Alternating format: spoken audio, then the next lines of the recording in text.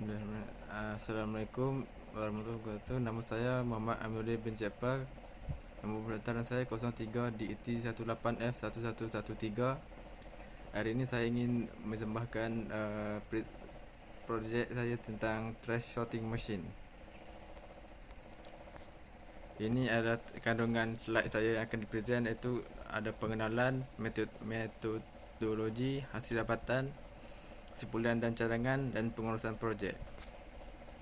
Pengenalannya ialah projek trash sorting machine ini berfungsi untuk memudahkan masalah pembuangan sampah yang tidak mengikut kategorinya. Projek ini dilengkapi dengan IR sensor dan metal sensor bagi mengesan bahan besi dan bukan besi. Jika sensor mengesan bahan besi atau bukan besi, servo motor akan berpusing mengikut darjah pusingan yang telah ditetapkan, dan bahan besi dan bukan besi akan masuk ke dalam bahagian yang telah ditetapkan.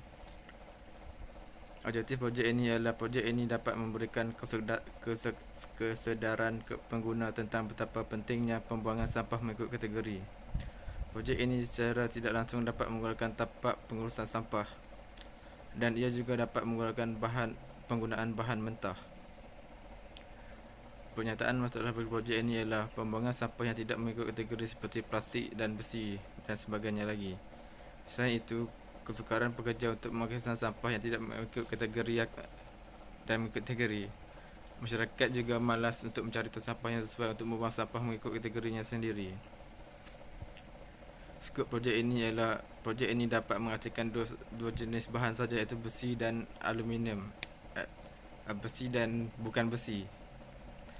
Projek ini sesuai diletakkan di tempat yang ramai orang, seperti suatu majlis seperti New Year ataupun sebelah vending machine dan di mall. Projek ini dapat digunakan untuk semua orang dan pelbagai lapisan umur.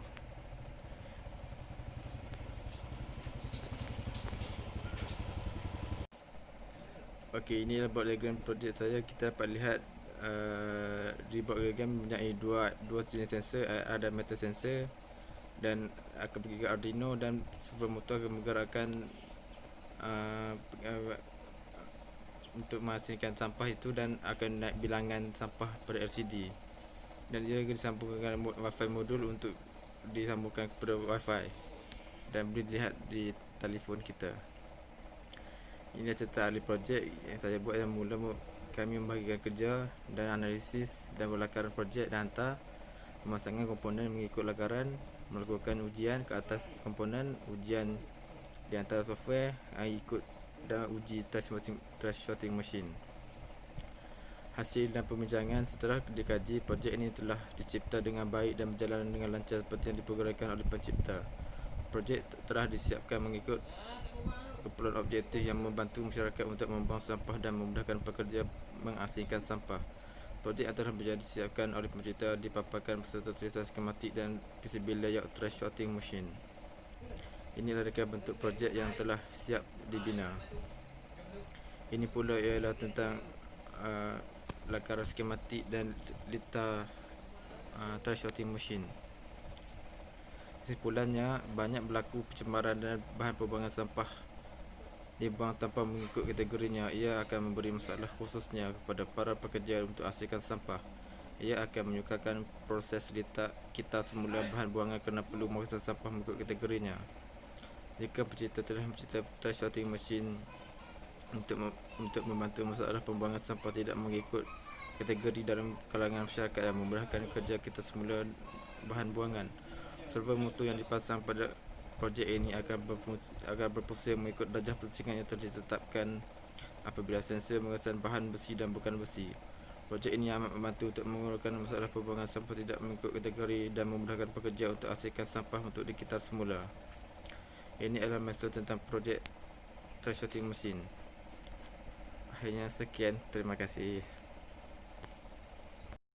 Okey, inilah projek saya, iaitu nama trash sorting machine. Mengenai projek ini ialah projek ini dapat menghasilkan dua jenis sampah, iaitu jenis plastik dan bukan jenis besi dan bukan besi.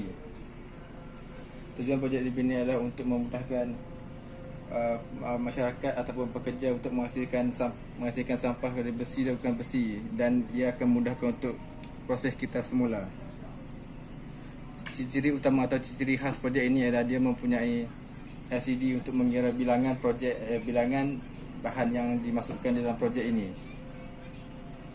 Cara untuk menggunakan projek ini ialah dia menggunakan IR sensor untuk mendetek bahan bukan besi. Bagi contoh, inilah untuk bahan bukan besi dan inilah untuk besi. Okey, kita dapat lihat bila sensor mengesan bahan bukan besi, IR sensor akan berpusing dan menjatuhkan bahan bukan besi di bahagian kanan, dan metal sensor akan mengesan besi dan servo motor akan bergerak ke arah kiri. Saiz projek ini adalah sebesar saiz A3 dan ketinggiannya ialah 1 kaki. Projek ini dibina dengan menggunakan bahan perspex yang saiz 0.3 mm, dan elemen keselamatan projek ini ialah projek ini ditempatkan, supply projek ini berada di dalam ini dan dikekatkan dengan skru dan menjadi selamat, dan kita akan pegang tanpa berasa lintah pintah atau short di tangan kita.